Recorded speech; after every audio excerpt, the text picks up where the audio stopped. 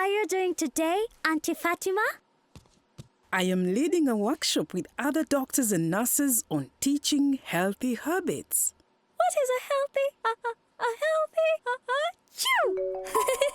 Habit. That is the perfect example of a healthy habit. It is?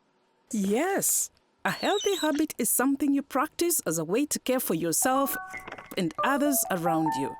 As a healthcare worker, Auntie Fatima knows all about healthy habits. That's right. Do you know why it is important to cough and sneeze into your elbow, Raya?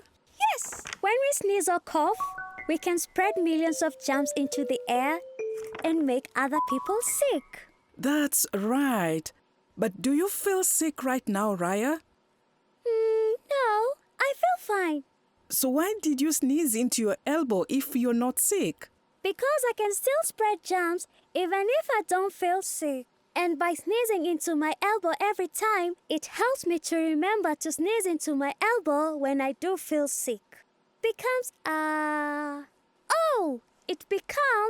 a healthy habit. Exactly. That is an important habit I'll be teaching in my workshop today.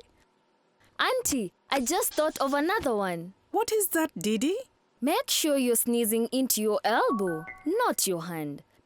Because we use our hands to touch food, door handles, all kinds of things, even other people. So, if we have germs on our hands, we can spread them through touching. My goodness, perhaps I should have you two lead my healthy habits workshop. Practicing more healthy habits means fewer people getting sick. But then, Auntie Fatima will have less work to do. That will be okay with me. I'd much rather teach people to be healthy than treat them when they're sick. Maybe you can teach your patients my song to remember how to care for each other. Caring for each other makes a better place for you.